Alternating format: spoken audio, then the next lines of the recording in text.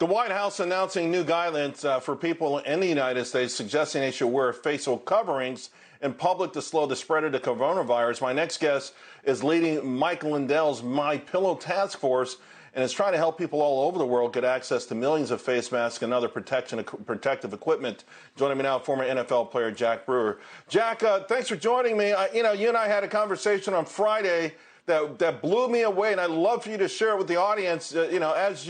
Some of the things that you've learned as you've tried to secure these face masks. Man, Charles, it has been a challenge. I've been working hard at this for about 10 days now, just to help our country. We just got an outpouring. As you know, MyPillow has changed 75% of our manufacturing to start making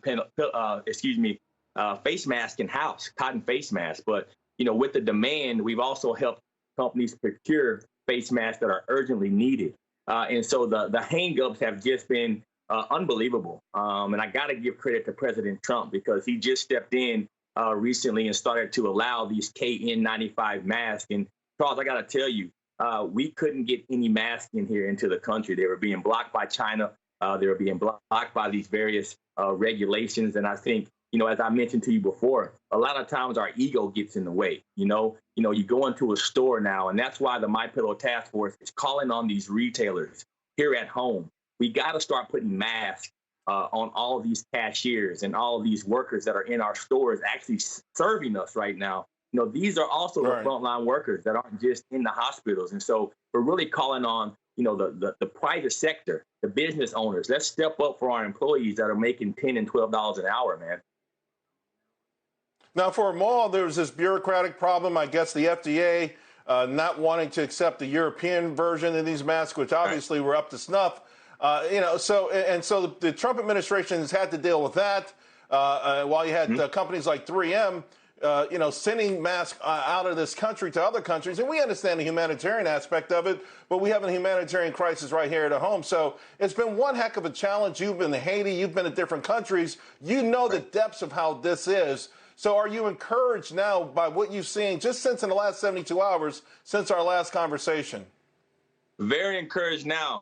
Like you said, when you look at these masks, I feel like a mask expert all of a sudden. The CE and the European Union has already approved a number of these masks, and we were literally having those masks being blocked from coming into our country, despite the reality that our frontline workers were in desperate need. And so, I think it was time President Trump stepped in quickly. I know we reached out, and, they acted so fast, and I give them credit for that. And yeah, I think now we are in a better place. I think you're going to see a wider distribution of masks. I'm not sure if you saw recently, we just procured 25 million masks, 3M masks that we're, working to get in to our factory now. And so all those things are going to help with this initiative. But it has been inspiring to see the public and private sectors come together to be able to really resolve some of these issues without being forced to by the government. I think the states now are in a situation where,